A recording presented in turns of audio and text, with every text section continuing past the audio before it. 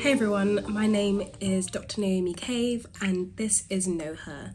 In today's video, we're going to be talking about Pap smears and cervical cancer. So I've been just reflecting on a few patients I have seen, and one that struck me was this 26-year-old patient. She was having an operation called a nephrostomy. So this is where you put tubes directly into the kidneys so that you can take the urine produced in the kidney out of the body. The reason she had to do this is because she had cervical cancer. Her cervical cancer had advanced and she had a mass that was blocking the tubes which are in the body that go from the kidneys to the bladder, and so she could no longer pass urine naturally anymore, and that's why she had to have tubes in.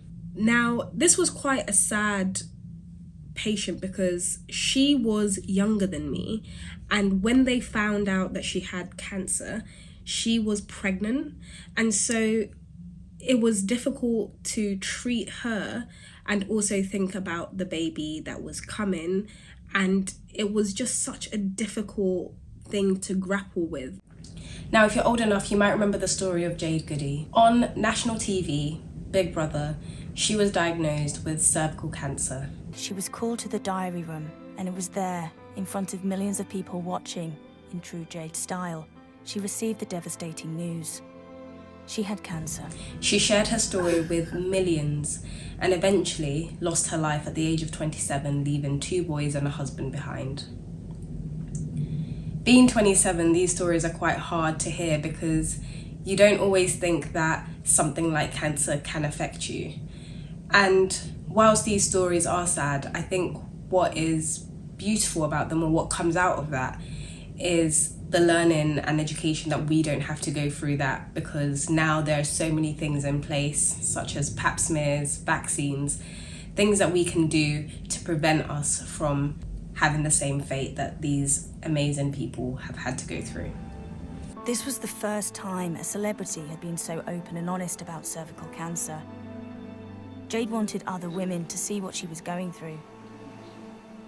Had Jade come to the Royal Marsden 2 months before she did, there is every chance she'd be alive now. There is no time to waste in the diagnosis of cancer.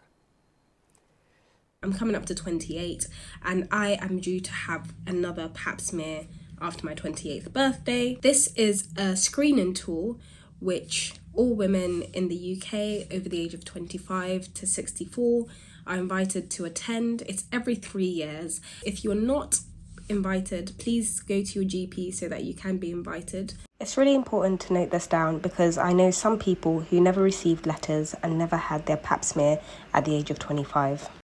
The idea of a screening tool is, on average, people will have a condition, and what they do is they look at the whole population to look for markers which are indicative that this person is more likely to have this condition or disease. The good thing about screening is if you are screened regularly, then you are offered treatment quickly, and it's very unlikely that this will develop into cancer. The problem with cervical cancer is that the symptoms do not always appear until the disease has progressed significantly. But if you do get symptoms, it could be something like vaginal bleeding, and it's irregular vaginal bleeding, so bleeding in between your cycle. That's abnormal, and you should always contact your healthcare professional if that's something that's happening to you. It might also include bleeding during sex and also pelvic pain. Cervical cancer is a cancer that affects the cells of the cervix. Cervical cancer is one of the most common types of cancers found in women. The vast majority of cervical cancer is caused by a virus called HPV, human papilloma virus. It is a sexually transmitted infection, and it can cause abnormal changes in the cells of the cervix. Other risk factors include smoking, a weakened immune system, and having a family history of someone who has previously had cervical cancer. So during the Pap smear, you have a small plastic brush inserted in through the vagina, and it collects some cells at the neck of the womb, the cervix. And what it does is it takes these cells and it looks to see if there's any HPV infection. After your first appointment, 3 things can happen. Firstly, no HPV detected, so therefore you come back again for screening in 3 years' time. Secondly, you might have an inadequate sample. That means no result either way could be determined. This usually means we didn't get enough cells to test on, and you'll be asked to come back in no less than 3 months. Thirdly is you might have a positive HPV infection. If you're found to have a positive HPV infection, the next thing that will happen is the cells of the cervix will be looked under a microscope. This is called cytology. After cytology, you may again have 3 results. The sample may be negative. In that case, you come back again in 12 months. If again it's negative, you come back again in 12 months. Your cytology sample may be inadequate, and in that instance, you have to come back and repeat the test in about 3 months.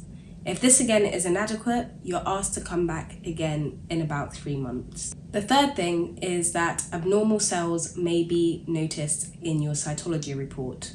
The cells seen in cytology are graded into 4 categories. So 1 is borderline changes, 2 is mild changes, 3 is moderate changes, and 4 is invasive changes. Now, depending on the grading of your cells, you have 2 things that may happen. If your cells are borderline and mild, you may be asked to come back in a year. This is because, as I said, HPV infections can be treated by the body, and so you may not need any further treatment, but it's good to just follow up in a year to see what's going on. The problem is if the cells are still abnormal and you still have a positive HPV infection, then again, you'll be asked to come back in 12 months because it can take about 2 years for a HPV infection to be cleared away. The third stage is colposcopy. This is for anyone who has had 2 callbacks and still has a HPV infection, even if their cells are normal or even if their cells are only mildly abnormal. You will still be invited to colposcopy. If you have had an inadequate sample and another inadequate sample and another inadequate sample, you will also be invited to colposcopy. Lastly, you'll be invited to colposcopy if you have a HPV infection and the cells are abnormal and they're at a higher grade, so that could be invasive or moderate. Colposcopy looks at the cervix in greater detail and uses an instrument called a colposcope, which is like a magnifying glass. During the procedure, you can actually be treated for any abnormal cells. So this could be by freezing, burning, laser, or cutting away any abnormal cells. During colposcopy, you may also have a biopsy of the cervical tissue taken so that the cells can be further analysed. And this is all done to prevent you from having cervical cancer. Right guys, this was just a whistle-stop tour into Pap smears and cervical screening. We also have the HPV vaccine, but even if you have had a vaccine, it's really important to still come for screening because it doesn't actually prevent against all the different types of HPV that can cause cancer. Secondly, even if you've never had sex before, I would recommend that you go for your screening. HPV is one cause of cervical cancer, but there are also many other causes, and it's important to just get your screening done. Lastly, I'd recommend that you speak to your healthcare provider if you have any questions or any concerns about the Pap smear. Let me know if you have gone to your screening. Has this changed your mind? What concerns do you have? And let's just share each other's experiences, because I know there's some people who are probably a bit apprehensive about going through the screening, but I really recommend that you do it for your health.